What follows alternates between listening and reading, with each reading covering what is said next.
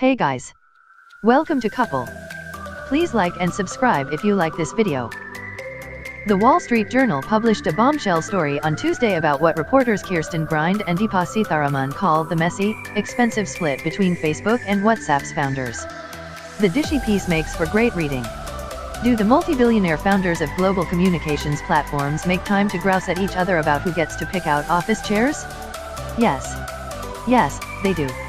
Behind the dishiness, however, is a very important story that pretty much clears up any doubt as to whether Mark Zuckerberg is a trustworthy man who keeps his promises or a profit-obsessed machine who's much stronger on greed than he is on morals.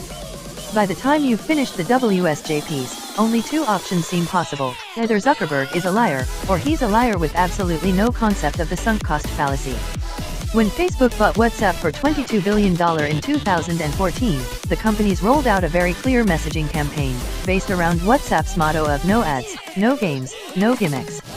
The messaging service would be owned by Facebook, and Facebook could continue to make as much money as it wanted from ads on its own platform, but WhatsApp would retain its purity of product and even roll out end-to-end encryption. As co-founder Jan Koum wrote in a blog post after the deal was announced, "Respect for your privacy is coded into our DNA, and we built WhatsApp around the goal of knowing as little about you as possible. You don't have to give us your name and we don't ask for your email address. We don't know your birthday. We don't know your home address. We don't know where you work. We don't know your likes, what you search for on the internet or collect your GPS location. None of that data has ever been collected and stored by WhatsApp, and we really have no plans to change that. If partnering with Facebook meant that we had to change our values, we wouldn't have done it. Instead, we are forming a partnership that would allow us to continue operating independently and autonomously. Our fundamental values and beliefs will not change.